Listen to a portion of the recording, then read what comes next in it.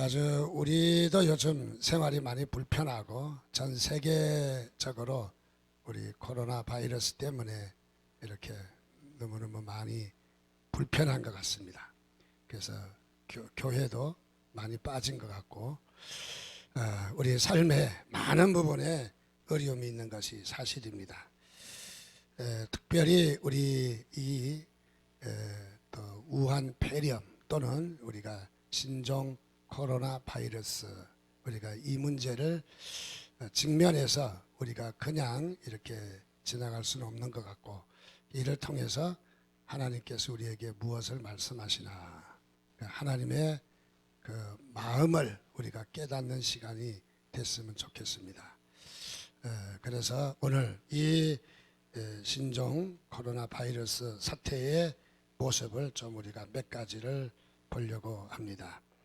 2월 7일자로 현재 중국은 최대 사망 인원이 636명이에요. 지금 이미 700명이 넘었죠. 그리고 확진 환자가 31개 성에 31,161명, 역시 이 숫자도 훨씬 뛰어넘었습니다. 이렇게 어려움이 계속 직면되고 수많은 사람들이 죽어나가고, 또 여기에 많은 사람들의 얘기가 통계가 정확하지 않다. 통계가 다시 말하면 병원에서 죽은 사람들의 통계지 가정에서 죽은 사람들의 통계는 잡히지 아니했다.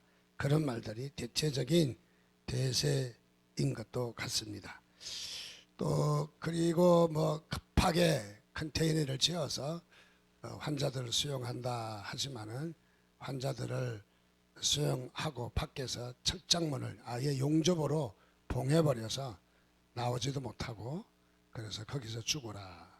즉 전염병을 더 전달하지 말고 니 혼자 거기서 죽어라, 그 말이죠. 그래서 차라리 그 보호소에 가는 것보다 집에서 죽는 것이 훨씬 낫다. 이제 그런 이야기가 이렇게 중국 소식으로 많이 들려오고 있는 것이 사실입니다. 특별히 다른 지역에도 이제 많이들 퍼졌지만은 그 중에도 우리가 빼놓을 수 없는 지역이 바로 이 우한 지역입니다. 이름도 어떻게 우한이라고 지었는지. 그래서 우한 지역이 이렇게 이 코로나 바이러스로 말미암아 큰 어려움을 겪고 있습니다. 그래서 많은 사람들이 이 우한 지역을 탈출하기 위해서 탈출의 행렬이 대단합니다.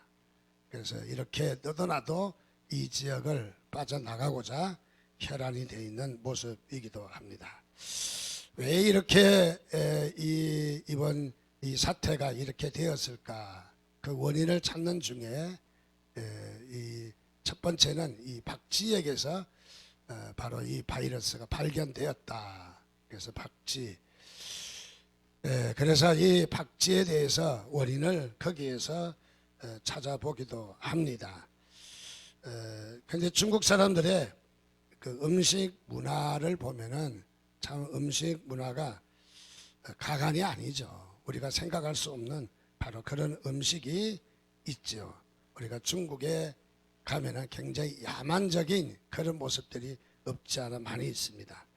그래서 이 야시장에 가면은 이렇게 노점상 위에다가 각종 곤충, 벌레, 또 뭐 이런 파충류 이런 것들을 튀겨서 내놓은 거 보면 참 어떨 때는 그냥 막 너무 끔찍한 것 같아요. 우리 노예에서 한 번 갔는데 저에게 뭐 사준다고 그래서 나갔더니 뭘 사주냐, 뭐 개구리 튀긴 거 사주는데 살짝 튀겨가지고 개구리 고기가 센 거야. 질거덕 해서 씹어도 안 넘어가. 뭐 개구리는 어렸을 때 몇 번 먹어봤거든요. 근데 뭐 허벅지나 맛있지 뭐 딴 데도 맛있나요 그게? 그래서 도저히 못 먹겠더라고요. 막 속에서 올라오는 게. 또 그것뿐만 아니라 사실 우리 중국 사람들의 식문화가 아주 그냥 이렇게 개사하고, 심지어는 바퀴벌레까지 튀겨서 주고, 또 오른쪽 밑에 있는 게 정갈인데 정갈도 튀겨서 주고 군뱅이도 주고, 그래서 그 아주 막 포만 징그러워 가지고 그냥 막 먹었던 것도 다 올라오는 그런 모습인 것도 같습니다. 근데 이 정도 이야기하니까 이건 아무것도 아니라는 거예요. 얼마 전에 TV보다 뭐 아내의 맛인가 뭐 거기에서 봤는데 그 함소원이의 그 시아버지가 잔치 때 술을 한 잔 먹더라고요. 무슨 술인가 봤더니 생쥐, 쬐끄만한 생쥐, 태어나지를 않는가 그 쥐를 술로 담아가지고 그거 한 잔 따라 주는 거예요. 근데 막 그도 안 먹으려고 인상 쓰면서 먹기는 먹더만요. 그래서 아이 저런 놈이 다 있나 그랬거든요. 근데 그건 또 아무것도 아니래요. 그거는요. 또 그 후에 텔레비 보니까 어떤 문제가 나왔냐면 생쥐 새끼들을 모아가지고 꼼틀꼼틀꼼틀 하는 걸 그걸 뭐 소금 찍어서 생 것으로 먹어요. 참 맛있겠죠, 그죠? 웬만하시면 여러분들도 아이고 그래서 징그러워서 아이고 그거 어떻게 그 생쥐 막 그걸 아무리 영양가가 있어도 가공을 해서도 아니고 그렇게 먹을 수 있는가 참 너무 의아해했습니다. 근데 그거는 또 아무것도 아니래요. 음식에 뭐가 있냐면 영화탕이라고 있다. 그래서 영화탕. 그래서 우리 교회도 영화 자매가 이제 뭐 하나 찌개 하나 끓여주면 그게 영화탕이겠지 생각했는데 그게 아니라 영화탕은 중절 수술해서 태아의 아이가 끄집어낸 쬐끄만 몇 개월 됐겠죠. 그 아이를 탕으로 삶아서 양쪽 다리를 찢어서 허벅지로 해서 배로 해서 날개 이 손을 해서 찢어서 그걸 먹는 거야. 인육이잖아요. 천하에 몹쓸 놈들이지. 어떻게 이렇게 할 수 있어요? 물론 그 아이가 죽은 아이지만은 그렇게 할 수는 없는 거잖아요. 그리고 우리가 인륜이 아무리 영향이 되고 아무리 뭐가 된다 할지라도 우리가 인륜적으로 그럴 수 없는 것이 사실 아니겠습니까? 참 이런 모습을 보면서 야생 동물에서 이번 코로나 바이러스가 시작이 되었다. 물론 일리는 있는 말이에요. 어느 정도 제가 조사해 보지 않았으니까 일리는 있는 말이다. 그럴 수도 있겠다. 그렇게 생각하지만은 그러나 또 어떤 사람들은 이런 문제를 제기합니다. 우한 지역에 생화학 무기 생체 실험하는 곳이 있대요. 그런데 거기에서 바이러스가 흘러나오지 않았을까 하는 그런 오해도 하고 있습니다. 그런데 사실은 전 세계적으로 이제 강대국들의 대결을 보면은 미국에는 이제 각종 무기로 또 경제적으로 다른 나라들 좀 눌리잖아요. 그래서 중국이 대항할 수 있는 거, 북한은 핵무기로 대항하잖아요. 그래서 노동 미사일 해가면서 그렇게 핵무기로 북한은 버텨요. 중국은 뭔지 아십니까? 대체적으로 생화학 무기입니다. 생화학 무기로 중국은 버티거든요. 그래서 미국의 모 교수도 몰래 중국으로부터 거액을 받은 것이 바로 이 생화학 무기에 대한 관계가 있다 하는 보도도 적지 않게 나옵니다. 어쨌든 확인된 말은 아니니까 우리가 감히 그렇다라고는 말을 할 수가 없는 것이죠. 어쨌든 저는 그 문제를 이야기하자는 것이 아니라 왜 이 중국이 이렇게 이번 우한 이 코로나 바이러스가 이렇게 확대가 되어서 전 세계에서 벌벌 떨고 그야말로 어려움에 직면하고 있을까? 여러 가지 이유가 있겠지만은 그러나 우리가 그런 이유들을 통해서 하나님은 또 일하시고 우리에게 음성을 주시거든요. 하나님의 말씀을 주시거든요. 그래서 그런 사건을 통해서 우리는 그 사건이 단지 어떤 그 생화학 무기나 또는 야생동물이나 거기에서만 기인됐다라고 우리가 말할 수 없는 것이죠. 그걸 통해서 하나님은 또 다른 일을 해 나가시기 때문에 우리가 다시 한번 집중해야 될 필요가 있다라고 생각합니다. 그것은 무엇일까? 다름이 아니라 신앙적인 문제로 우리 중국을 한번 들여다보자는 겁니다. 신앙적인 문제로. 중국에 바로 이런 종교적인 문제가 어떠한가, 이것이 바로 이 전염병이 우연은 아니다는 것을 우리가 결론으로 생각할 수 있는 부분입니다. 많은 사람들이 자신이 좀 가진 것 때문에 오히려 하나님을 대항하잖아요. 어떤 산업적이나 지식도 많은 지식이 있는 사람이 하나님을 대항하잖아요. 그리고 경제적도 돈이 많은 사람은 하나님을 없다 하고 하나님을 대항하고, 또 어떤 산업적인 기술이나 문명이나 이런 것을 통해서 또 하나님을 대항하죠. 대항해서 자기의 짧은 지식으로 하나님을 평가하려고 하는 이런 사람의 오만함과 교만함이 우리 사람 가운데 적지 않게 많이 있다는 거죠. 또 더 나아가서 정치적인 문제도 바로 하나님께 대항해서, 그래서 이 정치적으로 이용하는 이런 면도 없지 않아 많이 있는 것을 발견할 수 있습니다. 먼저 우리가 중국의 종교 정책을 우리가 살펴볼 필요가 있다고 생각합니다. 중국의 종교 정책이 2018년에 이 종교 문제에 관한 규정이라 해서 선포를 했습니다. 선포를 한 내용을 보면은 다름이 아니라 2020년 2월 1일 오늘부터 시행되는 국가가 통제하는 종교단체에 관한 행정시행령 6장 41개 조가 시행되는 첫날이 바로 2월 1일이었다는 거죠. 2월 1일. 거기에 이 여러 가지가 있지만은 크게 나눠서 두 가지 조항을 살펴봅니다. 첫째는 제5조입니다. 5조에 이렇게 되어 있어요. 종교단체는 중국 공산당의 지도자들에게 충성하고 헌법, 법률 또는 법령 및 정책을 준수해야 하며 독립과 글씨가 달아서 자치의 원칙을 준수해야 하며 사회주의의 가치를 구현해야 한다. 이렇게 돼 있어요. 그리고 17조에 보니까 종교단체는 중국 공산당의 이 원칙과 정책, 국가법, 규정을 전파해야 하고 종교인을 위한 명령, 중국 공산당의 지도력을 지지하고 사회주의 체계와 노선을 따라야 한다. 뭐 이렇게 말하니까 별로 이렇게 와닿지 않을 수가 있어요. 이 말을 좀 더 우리가 해석을 해보면 이렇게 해석할 수 있어요. 5조는 교회는 하나님을 믿되 하나님 위에 공산당과 시진핑에게 충성해야 한다. 그 말이에요.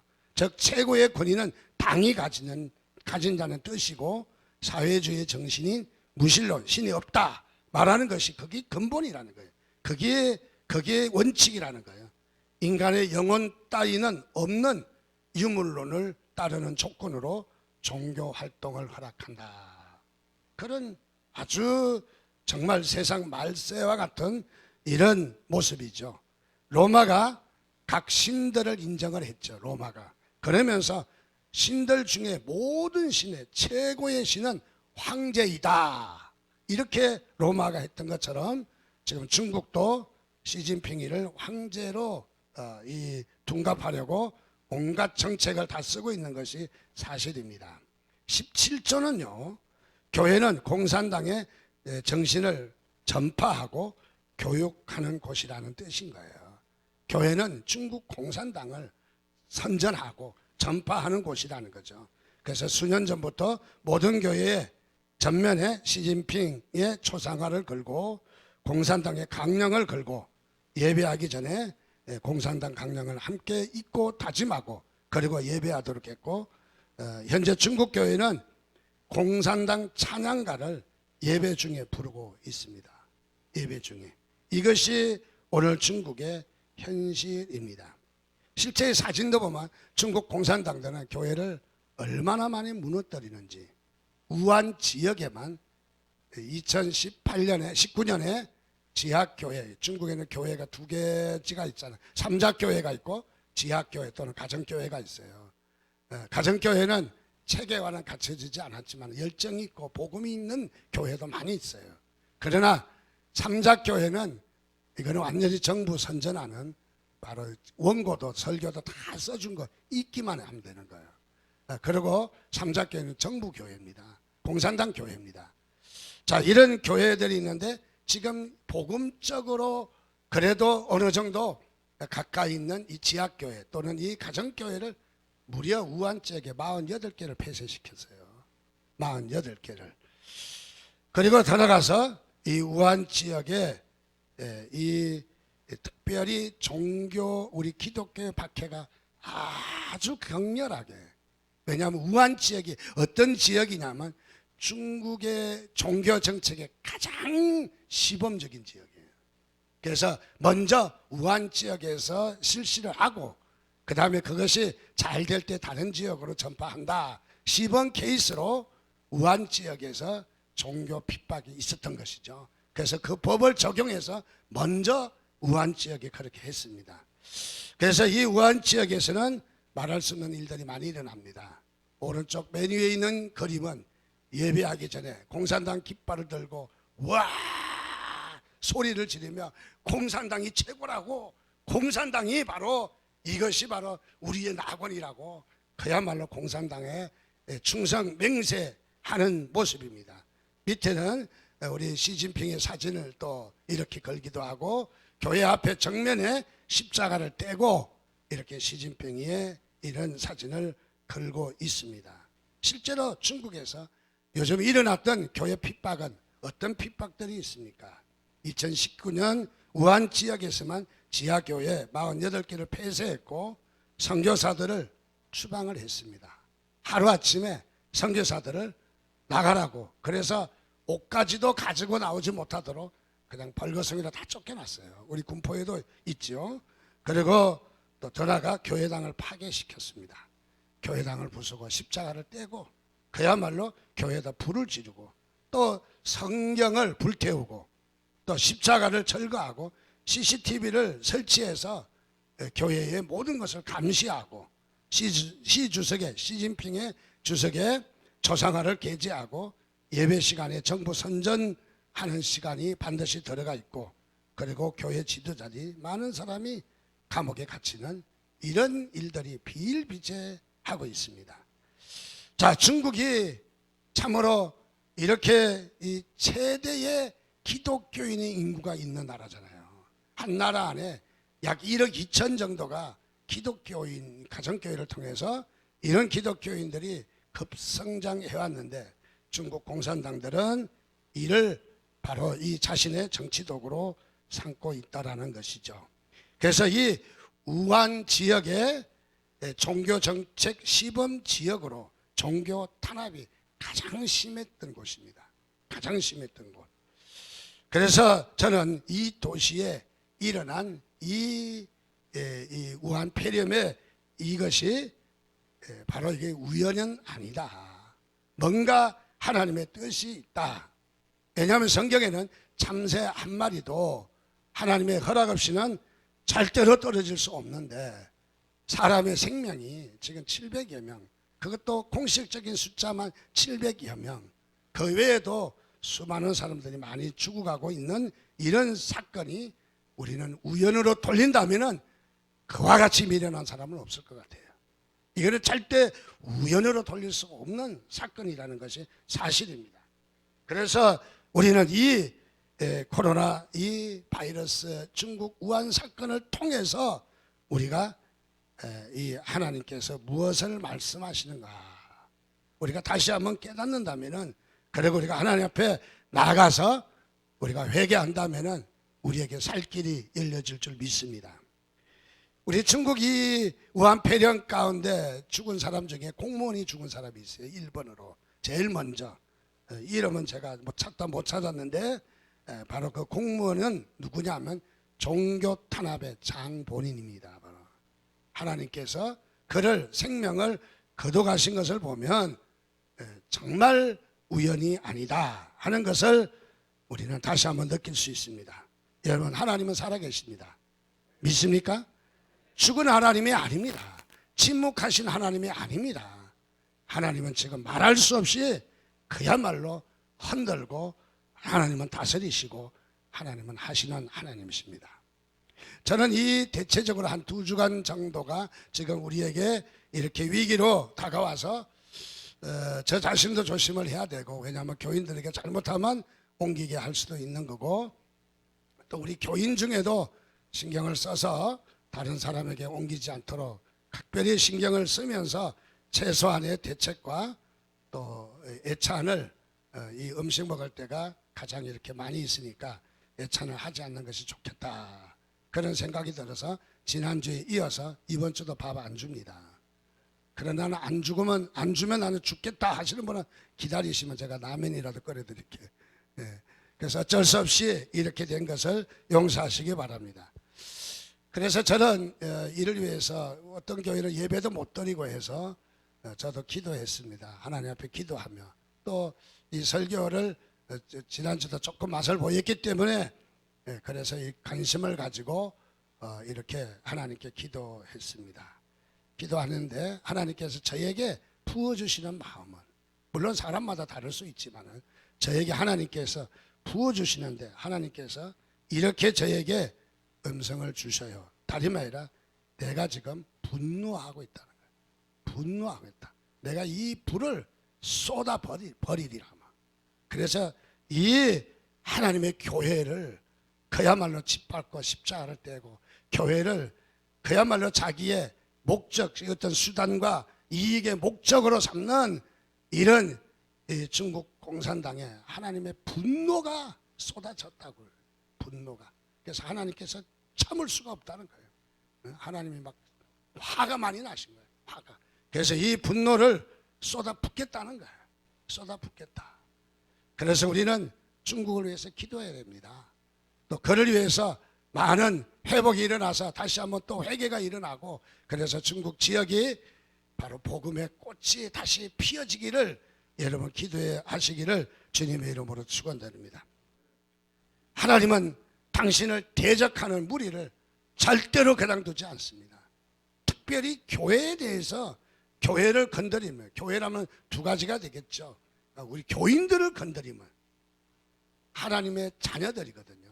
교인들을 건드리면 교회라는 말은 또 우리 이 공동체를 건드리면 또 들어가서 우리는 작게는 성전도 마찬가지죠. 그래서 교회를 대항했던 사람치고 우리가 제대로 사는 사람 없어요. 갑자기 그냥 다리 몽둥이가 부러지든지 갑자기 그냥 배가 터져서 죽든지 암에 걸려 죽든지 교회라는 것을 무수할 줄 알아야 됩니다. 교회를 무수할 줄 알아야 돼요. 그래서 여기에 그야말로 하나님을 대항했던 저들이 하나님의 교회를 짓밟고 선교사들을 내어쫓고 심지어는 그것뿐만 아닙니다. 선교사에 보낸 편지 가운데 그분이 편지를 보낼 때 3일 전에 있었던 일을 보냈죠. 우리는 뭐 벌써 보름이 더 이상 지났으니까 어느 교회 공공교회 목사님으로부터 공공교회들이 우한에 교회 성도들을 위하여 보내온 마스크 1만 개, 장갑 1만 개, 방호복 5천 개, 소독약 5천 개를 보내주었는데 정부 기관에서 가로채서 문의를 해도 전혀 모른다고 시침이 뚝 떼는 그야말로 정부 기관도 구호품과 이 구호금을 그냥 띄어먹는 이런 중국 정부의 모습을 선교사가 기도해달라고 간절히 요청하는 바로 그런 모습입니다. 그러면 우리가 이 중국의 이 우한 폐렴의 이 사태를 단순히 여기서만 볼 것이 아니라 우리 성경에서 보자는 거죠. 성경에서 사무엘하 24장 또는 열왕기상 또는 이 역대기 말씀을 보면은 이 사건이 자세하게 잘 기록되어 있어요. 오늘 24장 1절 말씀 보니까 하나님께서 다윗의 마음을 충동했다 또 격동했다 가서 막 편들고 그래 해보란 말이야 하면서 하나님께서 막 마음을 막 건드렸다는 거예요. 그래서 다윗이 인구조사를 하게 합니다. 그래서 2절에 가면은 이에 왕이 그 곁에 있는 군사령관 요압에게 이르되 너는 이스라엘의 모든 지파 가운데로 다니며 이제 단에서부터 부엘세바까지 인구조사를 해서 백성의 수를 내게 보고하라 하는 명령을 내렸어요. 자, 이렇게 명령을 내렸는데 이 명령에 요압이 그야말로 마음이 기쁘지가 않았어요. 3절에 보니까 요압이 왕께 아뢰되 이 백성이 얼마든지 왕의 하나님 여호와께서 100배나 더하게 하사 내 주 왕의 눈으로 보게 하시기를 원하나이다. 그런데 내 주 왕은 어찌하여 이런 일을 기뻐하시나이까? 요압이 인구조사를 반대했어요. 반대하니까 오늘 왕이 이 다윗이 인구 조사를 하라고 강하게 명령을 내립니다. 4절에 보니까 그렇게 말합니다. 왕의 명령이 요압과 군대 사령관들을 재촉했다. 인구 조사를 재촉을 합니다. 요압과 사령관들이 인구 조사를 하려고 이제 왕 앞에서 물러나 나가는 모습이 쭉 나타납니다. 그래서 인구 조사를 합니다. 인구 조사를 하니까 약 9개월 20일에 거쳐서 인구 조사를 했는데 이스라엘의 숫자가 80만이고 유다 숫자에 50만 해서 130만의 군사가 있다는 거예요. 근데 여기 인구조사 했는데 인구조사를 성실하게 다 안 했어요. 여기에 레위 지파와 여기에 또 그야말로 베냐민 지파를 인구조사를 안 했어요. 그냥. 그러니까 요압이 인구조사할 마음이 없는 거야. 인구조사를. 그래서 인구조사 끝나자 10절 말씀에 보니까 다윗이 백성을 조사한 후에 그의 마음에 뭐 했다? 가책을 받았어요. 자책하고 마음이 아팠다는 거죠. 그래서 다윗이 여호와께 아뢰되 내가 이 일을 행함으로 큰 죄를 범하였나이다. 죄를 범했다고 통회하고 눈물을 흘리는 다윗의 모습을 봅니다. 바로 인구조사가 끝난 다음에 다윗이 이렇게 통회하고 그야말로 눈물을 흘리는 것을 봅니다. 그럼 다윗은 왜 여기에 통회하고 눈물을 흘릴까? 다윗이 왜 통회하고 눈물을 흘릴까 하는 것을 다시 한번 생각할 수 있어요. 여기에 다윗이 통회하고 눈물을 흘리니까 여기에 선지자가 가서 그야말로 이렇게 이야기합니다. 다윗이여, 하나님께서 당신을 이미 진노하셨습니다. 그 진노를 덜어볼 텐데 진노가 세 가지 중 한 가지를 택하라는 거예요. 첫째는 7년 기근, 7년 동안 음식과 이 곡식들이 이 흉년으로 어려움을 겪는 이걸 택할 거냐, 아니면 석 달 동안 원수에게 쫓겨다니며 이런 삶을 살 거냐. 세 번째는 전염병이 사흘 동안 전염병이 도는데 요 셋 중에 택하라니까 누구라도 3번을 택하지. 다윗도 3번을 택했어요. 근데 3번이라고 무시할 게 아니었어요. 무려 그 자리에서 백성 7만 명이 죽어나갑니다. 하나님의 진노가 얼마나 무서운지, 하나님의 진노가 불같이 얼마나 무서운지 여러분 하나님을 두려워할 줄 알아야 돼요. 하나님을 의식해야 돼요. 여러분들요. 정말 여러분들 얻어 터지고 나서 울고불고 해봤자 소용없는 일이잖아요. 하나님은 이런 무서운 하나님이셔요. 사랑의 하나님이신 반면 하나님은 무서운, 하나님은 진노하시는 하나님이시거든요. 그래서 우리는 하나님에 대해서 다시 한번 우리가 기억해야 될 것입니다. 자, 그래서 여기에 사흘 동안 전염병으로 7만 명이 죽어갔습니다. 그러면 여기에 다윗이 자, 여기에 죄를 범한 것이 어떤 죄가 있을까? 첫째, 인구조사로 말미암아 사람을 숫자로 헤아렸다는 거예요. 숫자로 했어요. 한 분 한 분이 중요하잖아요. 구체적이고 한 사람 한 사람이 중요하잖아요. 그래서 우리는 사람이 중요하다는 것은 한 사람 한 사람이 중요한 거예요. 한 사람 한 사람. 그래서 우리 교회에서도 한 사람이 소중한 거예요. 그래서 구체적으로 한 사람을 귀하게 여길 줄 알아야 되는 거죠. 그 사람이 교회 공동체를 이루잖아요. 그런데 다윗은 어떻게 했다? 사람을 추상화했다는 말이죠. 추상화했다는 것은 숫자에 불과하다는 거예요. 예를 들어서 인구조사를 했는데 15만 밖에 안 돼도 아이고 그거 가지고 어디 가고 싸우겠어. 사람을 머리 숫자로만 생각한 거죠. 머리 숫자로. 옛날에 우리 교회가 주보에 보면 지난주 교회 출석 통계가 나와요. 항상. 여러분 그 통계 보고 한마디씩 했던 사람들 회개하시기 바랍니다. 지난주보다 적게 나왔네.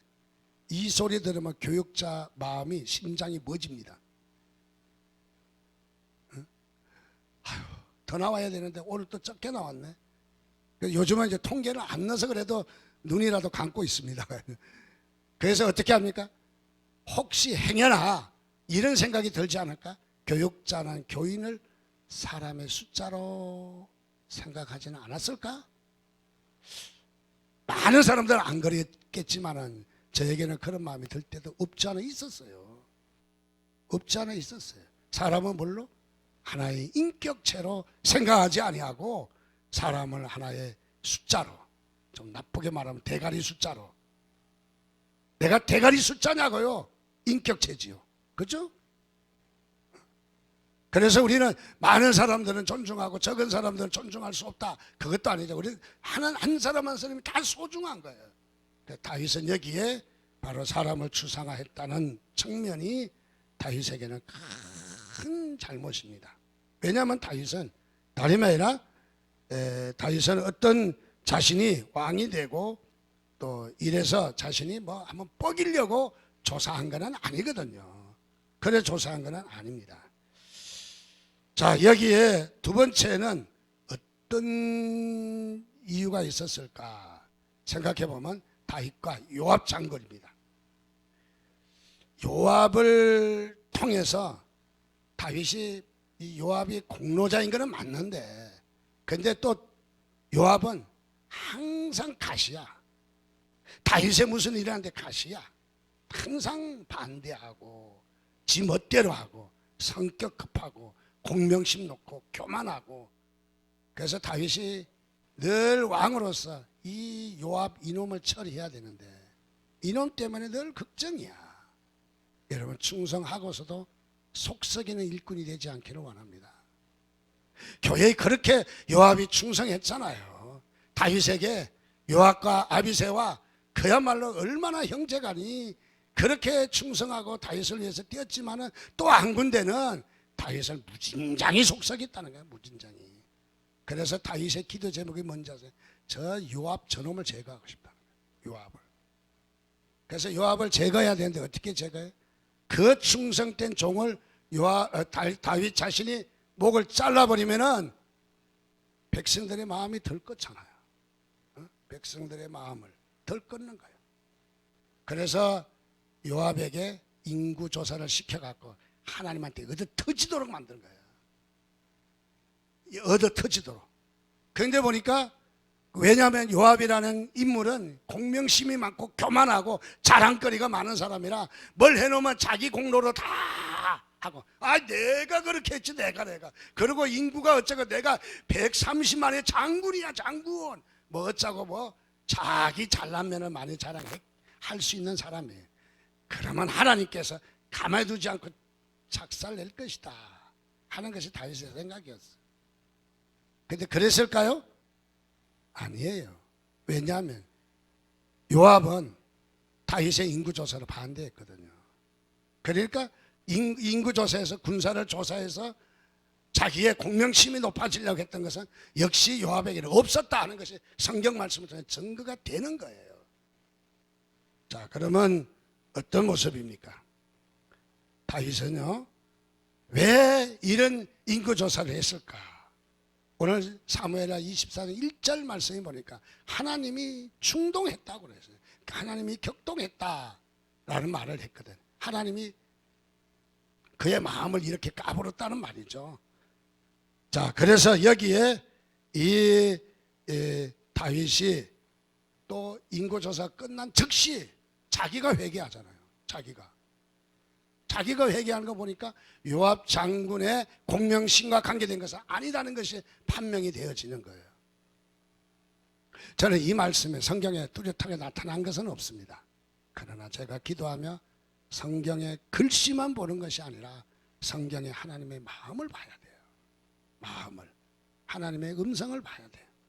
가만히 보고 기도하니까 어떤 문제가 있었느냐, 여기에 다윗과 요압의 문제를 가만히 찾아보니까 그 문제가 어디에서 나오느냐 하면 역대기의 말씀 가운데서 외적인 현상보다는 내적인 요인에 기록하고 있는 것이 역대기 성경이에요.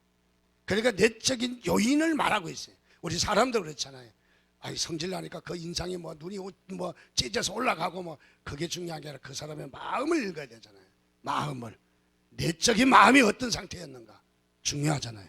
그러니까 여기에 이 역대기의 내적인 요인을 기록하는 성경의 모습이 쭉 나타난 것이 보여요.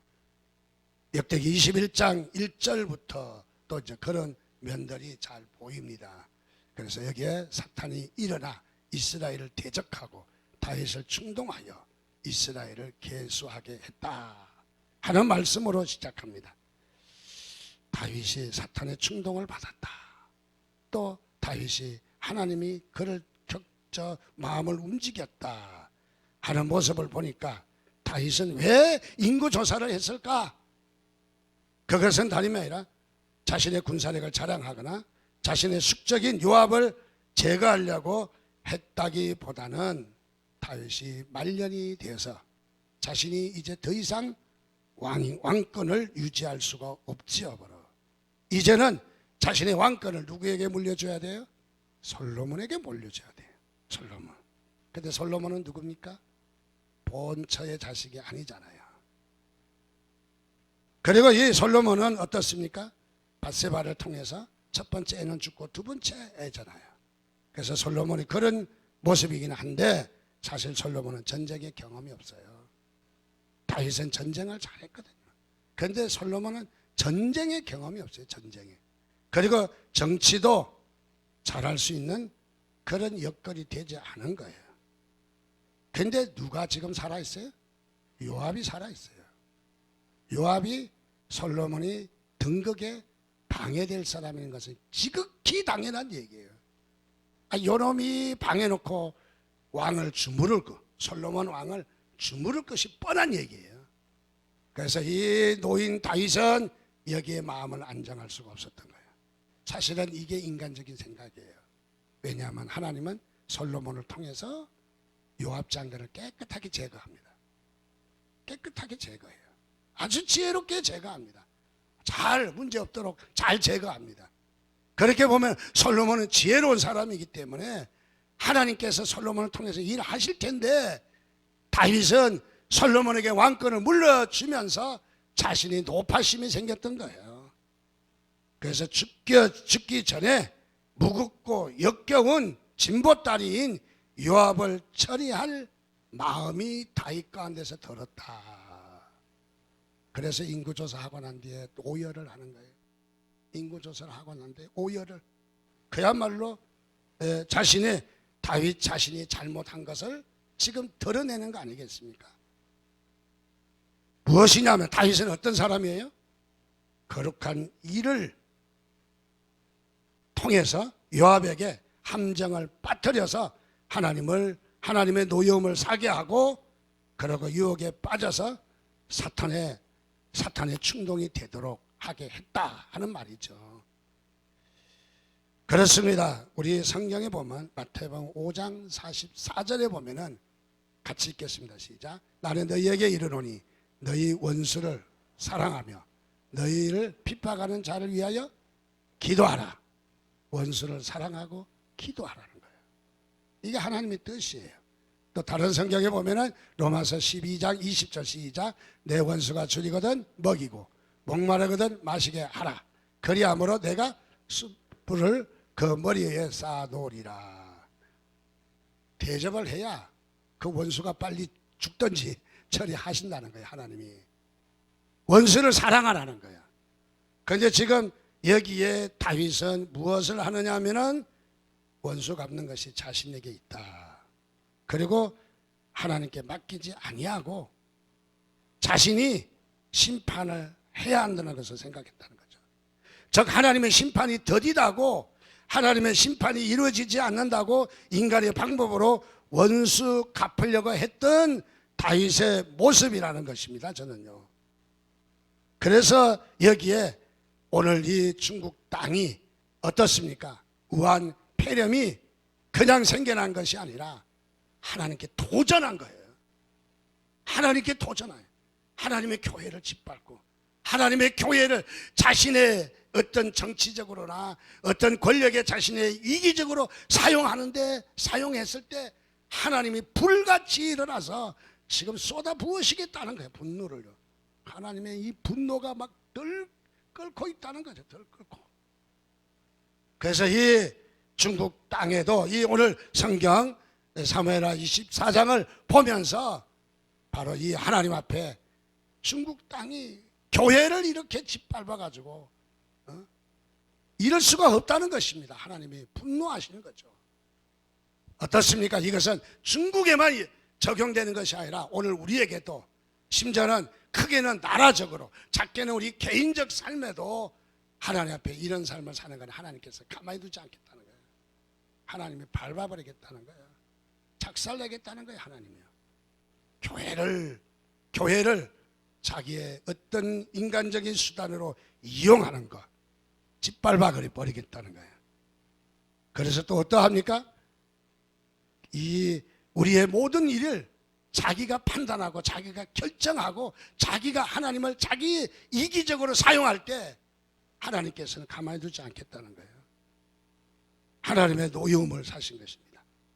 창세기 49장에 보면은 야곱이 돌아오다가 야곱의 딸이 디나라고 하는 딸이 있는데 세겜 땅에 이르르자 세겜 땅에 그게 왕의 아들이 강간을 해버렸어요.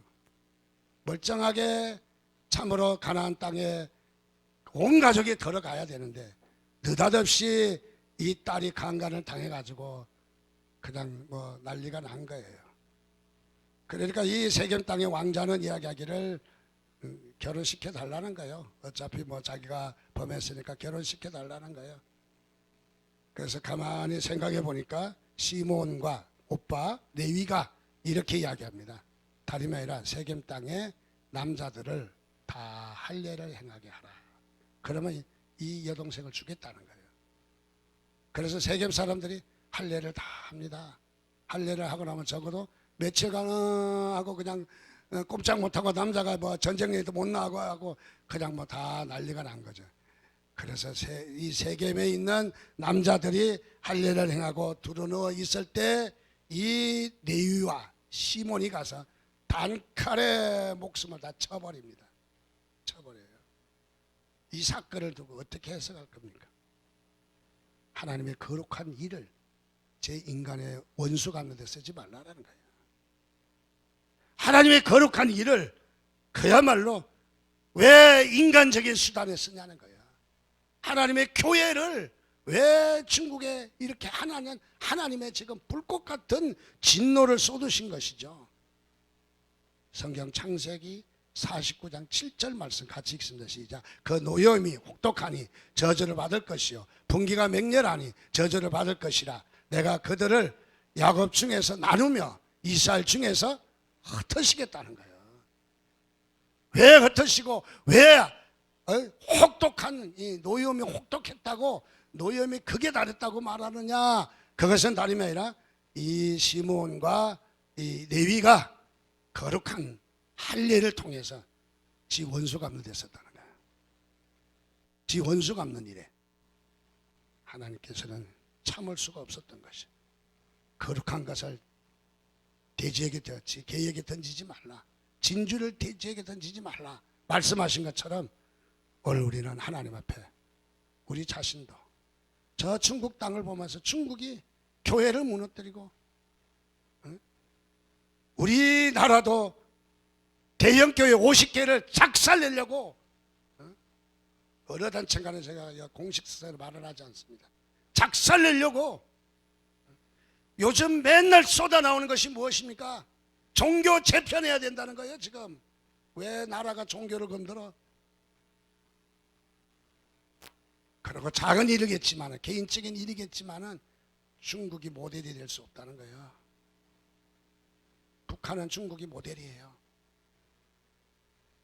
하나님을 저버리는 저들에게 하나님께서 참을 수 없다는 거예요.